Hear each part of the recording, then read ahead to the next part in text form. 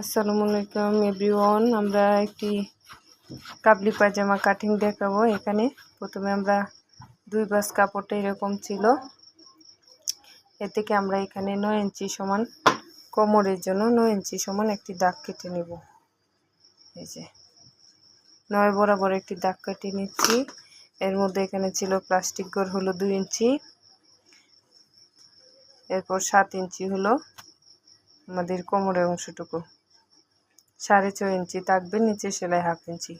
এবং যাদের ডবল কোমর দিতে হয় বা কি কোমরে জোড়া দিতে হয় বা যাদের কোমর মোটা, তাদের জন্য আপনারা এইভাবে 2 ভাঁজে, যদি কাপড় বেশি থাকে তাহলে 2 ভাঁজে প্রথমে কোমরের অংশটুকু কেটে নেবেন। 2 ভাঁজে 9 ইঞ্চি সমান কেটে নেবেন। দেখেন আমরা 2 ভাঁজে 9 ইঞ্চি সমান দাগ কেটে নিই। এখানে 2টি কোমর একসাথে কাটিং করতেছি, কারণ কোমরে জোড়া দিতে হবে, ডবল কোমর দিতে হবে, এতটুকু পাশে তো হবে না। তাই এখন বাকি অংশটুকু থেকে কাবলি পায়জামার অংশটুকু কেটে নেব। যে এখান থেকে আমাদের পায়জামার লম্বা 41 ইঞ্চি।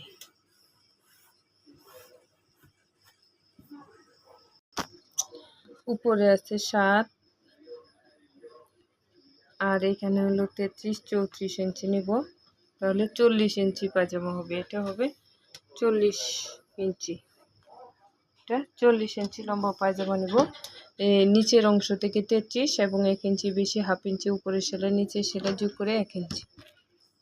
এই যে দেখেন আমরা 34 বরাবর একটি দাগ, এই যে এটা 33-এর দাগ, এটা 34-এর দাগ, দুটি দাগ কেটে নিলাম।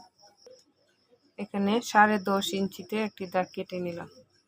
এবার আমরা এখানে হাইয়ের অংশ নিব, উপর থেকে 7 ইঞ্চি, হ্যাঁ উপর থেকে 7 ইঞ্চি নিব আমাদের হাই, এবং চওড়া নিব 2 ইঞ্চি, যে 2, আর উপরে কোমরের অংশে আছে 7 ইঞ্চি, টোটাল হবে 14 ইঞ্চি।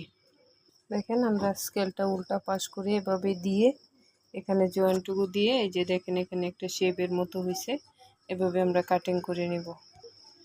এই অংশটা যদি একটু চওড়া থাকে তাহলে উঠতে বসতে পায়জামা ছিঁড়ে যাবে না। অনেক সময় পায়জামার নিচের অংশ কেটে যায়। যে আমাদের কাটা অংশটুকু শেষ, এটা দিয়ে পায়ের আগা সেলাই করব। কলি পায়জামা, কাবলি পায়জামা এটা।